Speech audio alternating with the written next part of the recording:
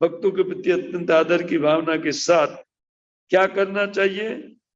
तो हरि नाम का उच्चारण प्रेम के साथ करना चाहिए। और इनमें ये बताया गया है कि हरि नाम उच्चारण पहले पहले व्यक्ति को अच्छा नहीं लगता है, क्योंकि उन नवीन भक्तों में अनेक प्रकार के दोष रहने के कारण दीक्षा लेने पर भी दोष व्यक्ति के चित्त में देखा जाता है। इन दूषित स्वभाव के कारण उनकी जो जीभ है वो अत्यंत रसपूर्वक भगवान के नाम का उच्चारण नहीं कर सकती है।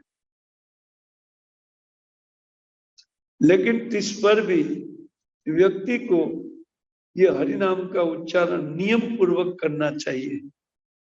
इसके कारण कहते हैं कि वो आदराद अनुदिनम खलु से जुष्टा, अत्यंत आदर के साथ वो एक स्वभाव बना करके भक्त बन जाता है। स्वभाव बना करके नियम पूर्वक हरि नाम का और भगवत लीलाओं का श्रवण कीर्तन करता है। उनमें रुचि उत्पन्न करने की यही चेष्टा है।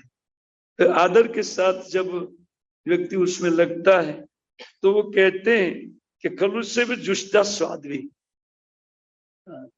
वही हरि कथा और वही हरि नाम व्यक्ति को जो आज अच्छा नहीं लगता है, वो उसी कथा का श्रवण करते हुए हरि नाम का उच्चारण करते हुए एक दिन ऐसा आएगा कि वो हरि कथा आनंद देने वाली हो जाएगी और ये हरि नाम अत्यंत सुख पूर्वक हमारी जीभ पर विराजमान होगा। अत्यंत सुख पूर्वक हम उनका उच्चारण कर सकने में सक्षम होंगे। इस श्लोक में ये बताया गया है, क्योंकि क्रमाद भवति तद्गत मूलहंत्री, और जो अविद्या या पित्त रूपी रोग जो है या अविद्या रूपी रोग हम सबको लगा हुआ है, उन रोग को वो जड़ के साथ उखाड़ देने वाली होती है अविद्या अज्ञान। तो ये 7वें श्लोक में श्री रूप गोस्वामी पाद यही उपदेश देते हैं। श्यात कृष्ण नाम चरितादि शीता अपि अविद्या। यद्यपि श्री कृष्ण नाम वो इतना रसपूर्ण है, तो व्यक्ति को उनका उच्चारण करने से जो उनमें रस प्राप्त की हुई जीवा है वो 1000 मुखों का लालसा करे। तुंडे तुंडावली उस श्लोक में श्री रूप गोस्वामी पाद लिखते हैं, पौर्णमासी के मुख से उन श्लोक को उन्होंने निकाला है कि जब जीवा के अग्रभाग में नाम उच्चारित होता है, कृष्ण इत्यादि 2 शब्द जब उच्चारित होता है तो 1000 मुख की लालसा उत्पन्न करता है। एक जीभ ठीक नहीं है, मुझे 1000 जीभ होनी चाहिए। और जब वो उच्चारित होकर के कान में जाता है तो करोड़ों कान का इच्छा उत्पन्न करता है। ये 2 कान ठीक नहीं है। और जब वो कान के माध्यम से हृदय में जाता है तो समस्त इंद्रिय व्यापार को ठप कर देता है। अर्थात मायागत उनका चित्त उपराम हो जाता है। माया से वो ऊपर उठ जाता है उनका चित्त। ये केवल हरिनाम और हरि कथा के द्वारा ही होना है, दूसरा कोई उपाय। श्रवण कीर्तन स्मरण, तो श्रवण कीर्तन के द्वारा ही उसमें आदर पूर्वक जब आदर आ जाएगा कृष्ण कथा श्रवण में और कृष्ण नाम जप में, और अनुदिनम जब ये करेंगे तो हमारी ये अविद्या रूपी रोग जो है वो दूर हो जाएगा। और जैसे उन चित्त में जाकर के भक्त के चित्त को स्तब्ध कर देती है, अर्थात बाह्य अवस्था उनकी लुप्त हो जाती है, मायागत अवस्था, और उनके सामने भगवान की लीला स्फुरित करती है। ये है कृष्ण कथा और कृष्ण नाम। पर ये होगा कब? क्योंकि हमारी जीभ में एक माया का स्वाद है, इससे माया का गुणगान करना है तो हमारे 10-50 जीवा का इच्छा हो जाता है।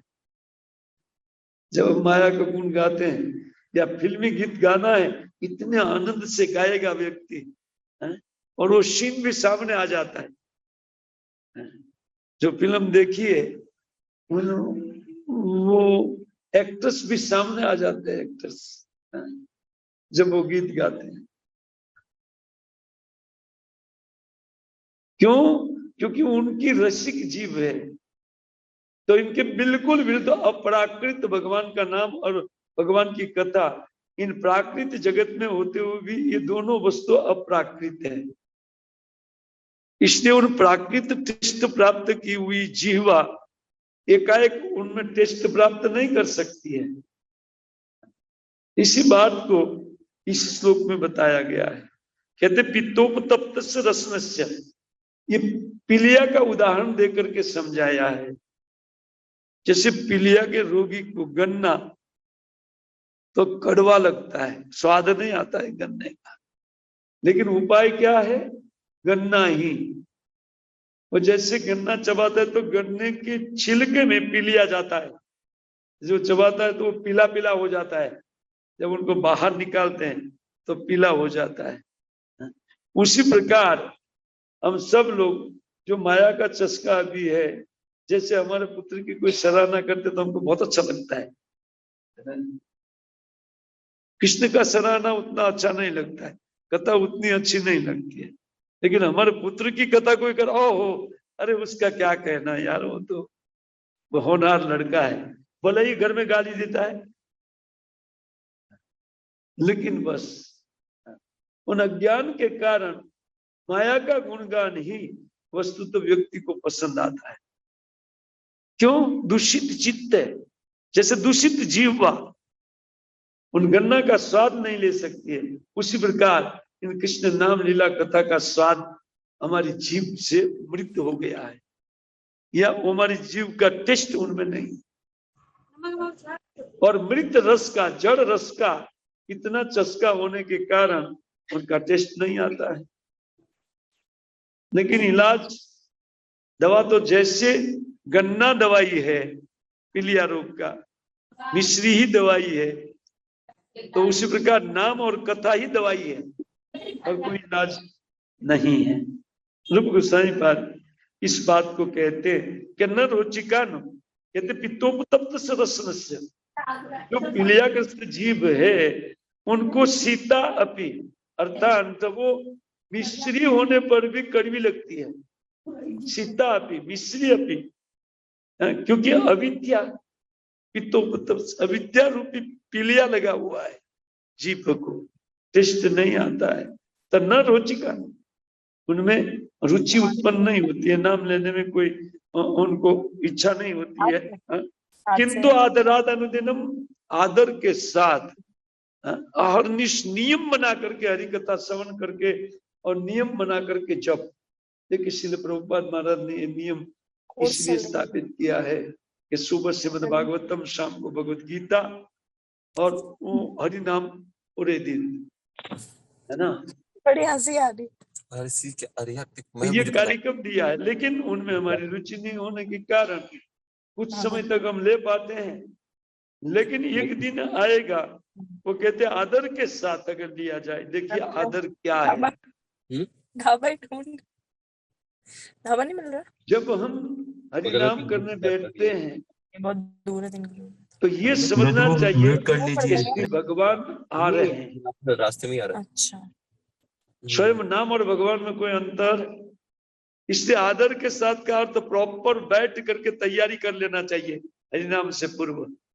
बस अभी मैं हरिनाम लेने जा रहा हूँ, अर्थात कृष्ण मेरे पास आ रहे हैं, तो स्वागत जिस प्रकार व्यक्ति करता है उसी प्रकार रेडी रहते हुए बैठ करके प्रॉपर सीधा और टाइट, क्योंकि रस तो नहीं आता है, विपरीत वस्तु में रस है, इसीलिए मेर पर बैठना चाहिए। ये मेरुदंड है, एक मेरुदंड इधर मन का समाप्त होता है, वहीं पर उस दंड के ऊपर बैठना चाहिए।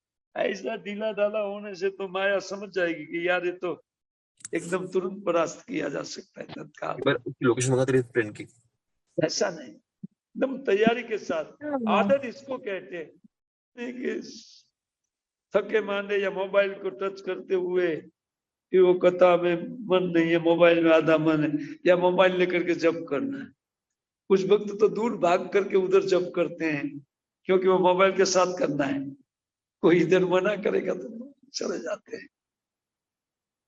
ये आदर नहीं, अनादर है नाम प्रभु का।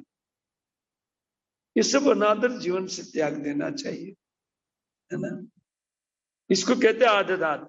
अनुदिनम, प्रत्येक दिन नहीं, प्रत्येक घंटा विचार करना चाहिए कि मैं भगवान से दूर गया। इनको बोलते हैं आदर।